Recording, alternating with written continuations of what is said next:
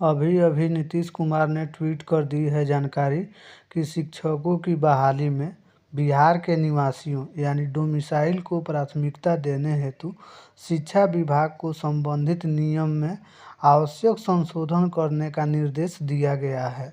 यह TRE-4 से पहले लागू किया जाएगा। देखिए, आपका 50% ऑलरेडी आरक्षित हो गया, वो तो मूल निवासी का हो गया। 10% आपका इकोनॉमिकली वीकर सेक्शन के लिए हो गया है। क्लियर हो गया आपको? अब बच गया आपका 40% जो अनारक्षित था पहले। पिछले कैबिनेट में 35% उसका भी आरक्षण में आ गया, महिला आरक्षण, मूल निवासी। तो 40 का 35 कितना हुआ? 40 जो अनारक्षित था उसमें 35% ऑलरेडी मूल निवासी का हो गया। अब बच गया 65।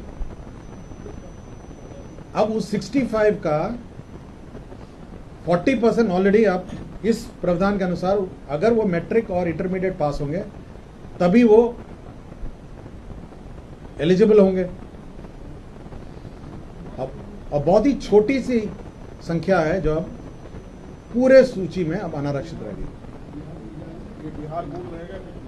ये कोई भी बोर्ड होगा, बिहार के कोई भी बोर्ड, ICSE हो सकता है, CBSE हो सकता है, बिहार की शैक्षणिक संस्थाओं में जिन्होंने पास किया हो उन्हीं के लिए।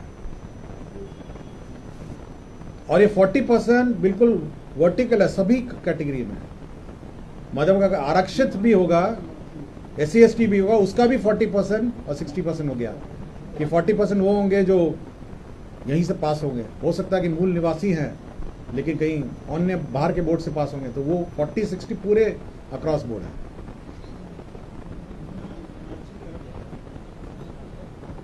%15 रह गया मोटा मोटी। 40% आपका अनारक्षित हुआ।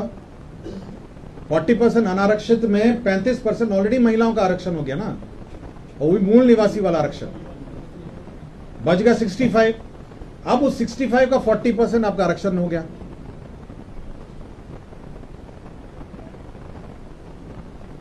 क्लियर हो गया आपको? हाँ, मोटा मोटी क्लियर हो गया आपको?